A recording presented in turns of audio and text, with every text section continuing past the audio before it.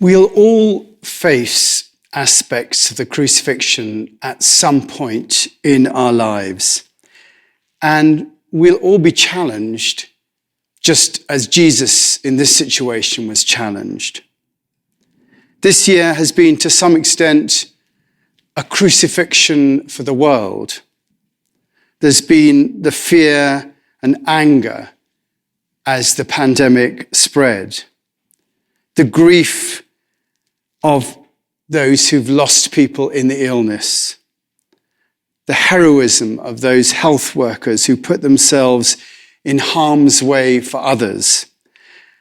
And the challenge to blame others or to take our pain and return that pain with love. We have to decide one or the other. That's our challenge. We who are on a spiritual path are challenged deeply at these times to take the road of love and forgiveness.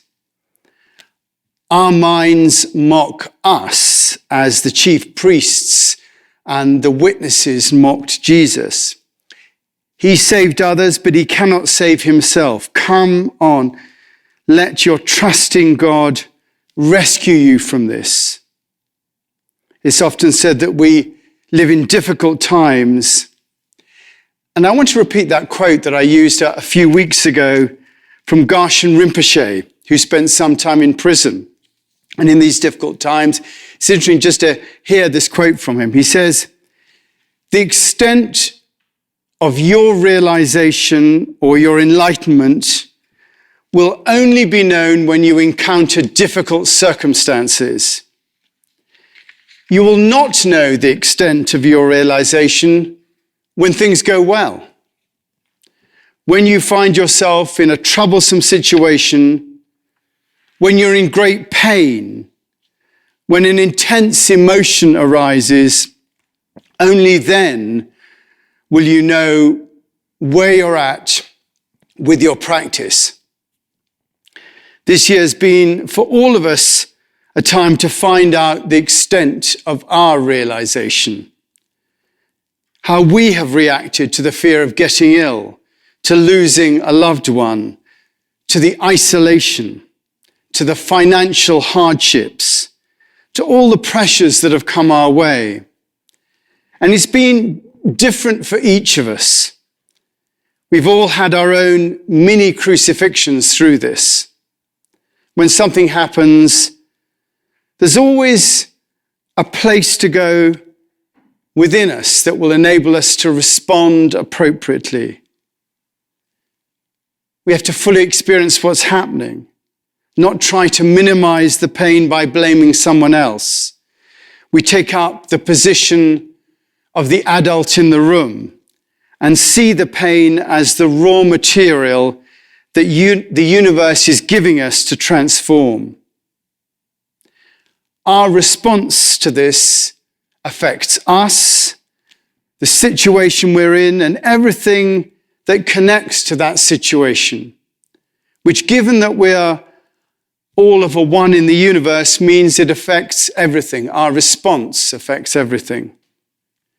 We then have the chance of drawing from within, from that love that's at the center of everything, rather than reacting with our minds. And our loving response is our contribution to both the situation and everything connected with it. This year has been a chance for each of us to learn. We've all had our teaching moments, and we have to tell the truth to ourselves as to whether or not we've learned from those moments or blamed others for what's happened to us and pushed those moments away. The crucifixion was the ultimate teaching moment in Jesus' life. In it, he shows us how to respond to both our mind and to those around us. He shows us that in extreme moments, we don't have to lash out. We can contain and process the experiences we have. We can experience the pain within and take the path of pain rather than try and find another path that doesn't hurt so much. Jesus took the path of pain, and the result was the resurrection.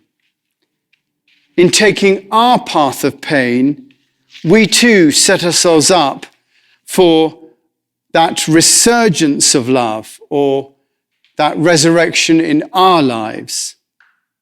Having taken the path of pain and felt it deeply to the point of desolation, Jesus forgave. He didn't try to alter the outcome. He didn't try to save himself, as the priests mocked him to do. He stayed on the path, and he forgave those who'd laid that path for him. He walked the path of pain and forgave others who created it for him. And having forgiven, he then responded with love. He gave of himself with no expectation of a return. He said, my God, why hast thou forsaken me?" And yet, in that desolation, he continued in love. We have to do that too. That's the lesson that Jesus teaches us through the crucifixion. That we have to experience our pain and not push it away. And we have to forgive those who we feel have given us that pain, be it friends, colleagues, communities, governments, banks, whoever. And we have to respond with love, to give of ourselves with no expectation of a return, and therefore invest in the currency of love rather than the currency of the world, be that anger, fear, pride, righteousness, or retribution. I think that those words that we've just been singing perfectly sum up an invitation that's extended to each one of us today. And here it is, a bit paraphrased. See from his head, his hands, his feet, sorrow and love flow mingled down. Did ever such love and sorrow meet, or thorns compose so rich a crown? If the whole realm of nature were mine, even that would be an offering far too small. Love so amazing, so divine, demands my soul, my life, my all. I think it's really helpful to think of the historical Jesus as simply a man living in his time, in his culture, in his body, with the constraints and constrictions of the conditions of his life and environment. Just like all of us, he had a context within which he lived his best life. The thing about Jesus is that he remained utterly true to his path. He knew, he understood, and accepted his place in life, his place in the world. And he must have had a deep instinct or intuition about the purpose of his life. He must have felt this deep conviction as he grew up, as he studied and began to understand his heritage, and as he witnessed the unfolding of events around him. He must have consented again and again to his particular path, choosing again and again to live into it more faithfully and more fully. And he must have had times when he doubted it and questioned it along the way. Who wouldn't? But somewhere deep in his being, he knew what his life was about. And the way he lived and the way he was going to die, he knew was important and would have enormous ramifications. Throughout his life, he made it his priority to maintain his connection to the ground of all being, to the love, that very love that brought the world and him into existence. He knew this love intimately. He knew how to dwell with his Father. Abba, Father, he would say. He knew that oneness, that wholeness of heart. And that's what he exemplified and taught and demonstrated and modeled everywhere he went, inviting people, drawing them, beckoning them, getting people to access the same truths, not through their minds so much as through their beings and their hearts. He saw into people. That heart-to-heart seeing, living, and communicating was what he was about. He was a master of love, of transformation, of wisdom. But what makes me say all this about Jesus who lived 2,000 years ago? I think it has something to do with my heart recognizing his heart.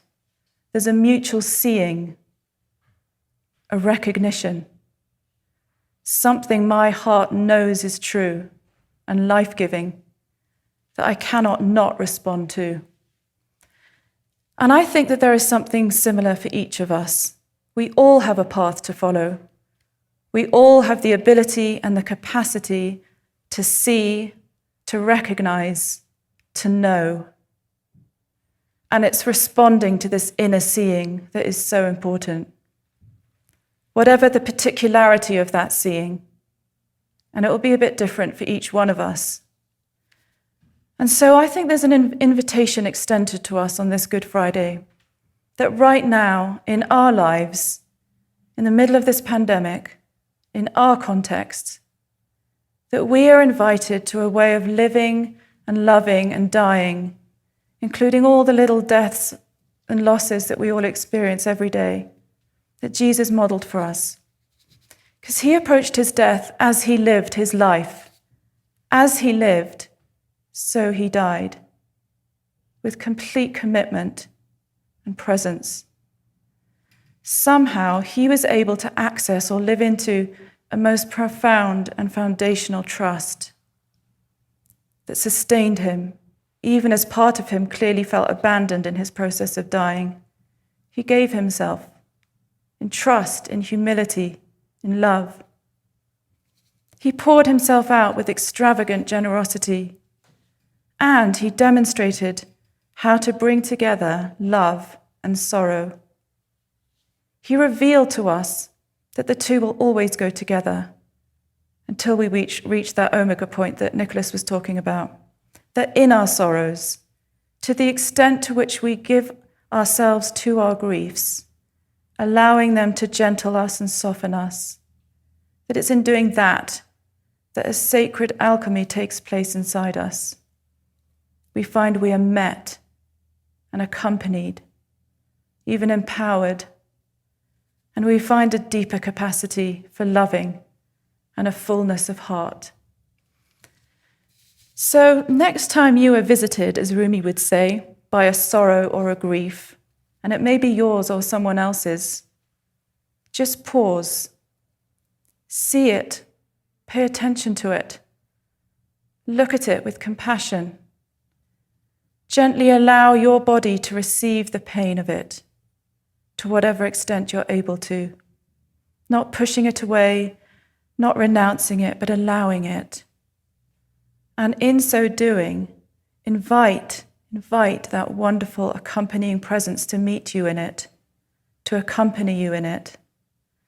Let the sadnesses in your life flow through you and gentle you, knowing that in doing this you will not be abandoned, you will be met. This is where developing a practice can be so helpful, a practice of surrender and self-emptying, the foundational attitude and approach to life that Jesus exemplified.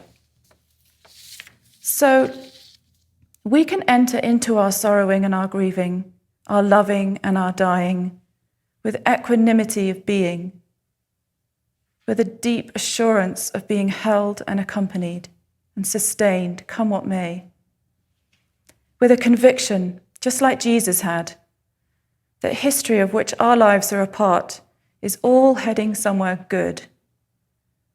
It's a peace beyond our understanding, a peace that literally transcends our ability to understand.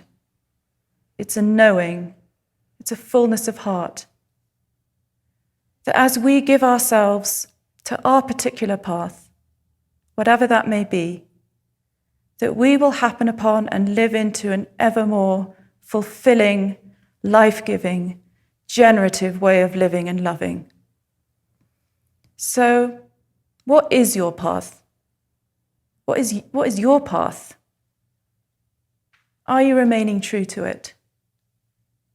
Do you feel accompanied in it?